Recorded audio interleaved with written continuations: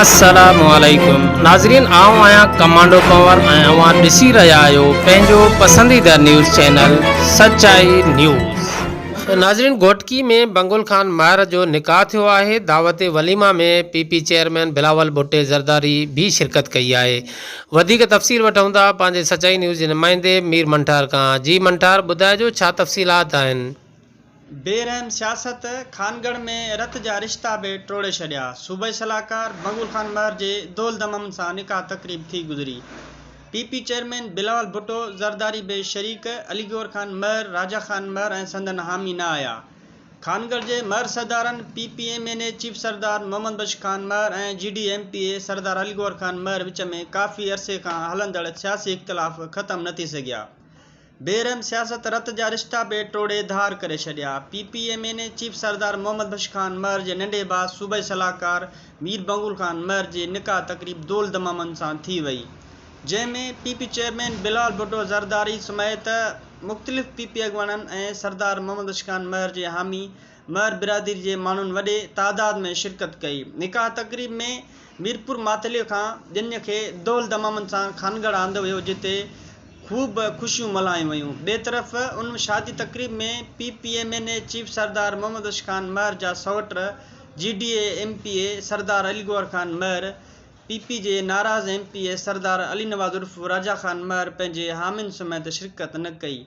उनखां अॻु खानगढ़ जे महर भाउरनि में सियासी इख़्तिलाफ़ हलंदड़ हुआ, लेकिन खानगढ़ में हिकु ख़ानदान तौरु सुञाता वेंदड़ महर सरदार मीर बंगुल खान महर जी शादी खां पोइ सियासी तौरु ज़ाती तौरु पिणु ॿिनि हिसनि में विरहाइजी विया ऐं खानगढ़ में वाज़े तौरु ॿिनि हिसनि में तक़सीम थी वियो। खानगढ़ जे महर भाउरनि खां पाण में सुलह कराए हिकु करण लाइ पिणु महर भाउरनि जे ख़ैर ख़्वाहनि मुख़्तलिफ़ वक़्तनि ते कोशिशूं कयूं, लेकिन उहे सभु कोशिशूं नाकाम थी वियूं। हिन वक़्तु खानगढ़ में PPMNA चीफ सरदार मोहम्मद बख्श खान महर जे महर हाउस में शादी जूं ख़ुशियूं हलंदड़ आहिनि। ॿिए तरफ़ संदसि सौट उन खां ख़ुशियुनि खां ॿाहिरि वेठल आहिनि। सचाई न्यूज़, मीर मंठार चना, खानपुर महर।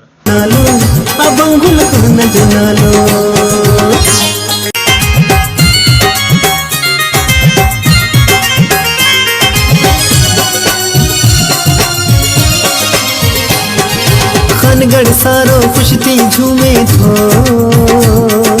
हर को खुश थी इए चवे थो। जीअं खानगढ़ वारा, जीअं खानगढ़ वारा, जीअं खानगढ़ वारा, जीअं खानगढ़ वारा। खानगढ़ सारो खुश थी झूमे थो, हर को खुश थी इए चवे थो। शरनाइन दुल्हन चौराहन चौकन ते ऐं सुहिणनि माण्हुनि जे सुहिणनि चपन ते बंगुल खान जो नालो, बंगुल खान जो नालो, बंगुल खान जो नालो, बंगुल खान जो नालो।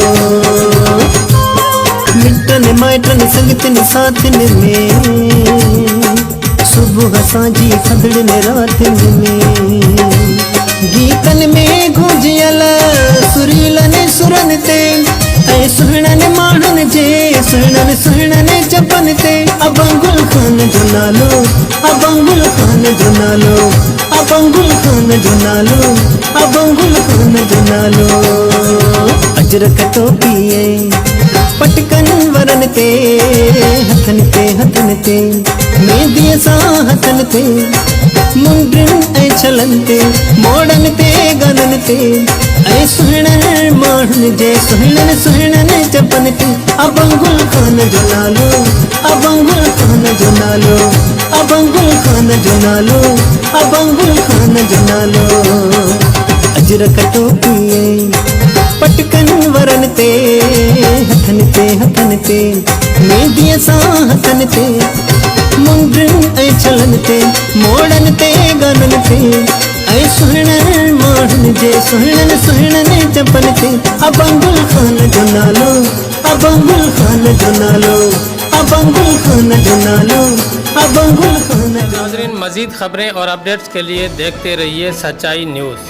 आप हमारी खबरें किसी भी वक्त YouTube, ट्विटर और फेसबुक पेज पर सच्चाई न्यूज़, स्पेल है SACHAI स्पेस NEWS लिखने के बाद सर्च करके देख सकते हैं।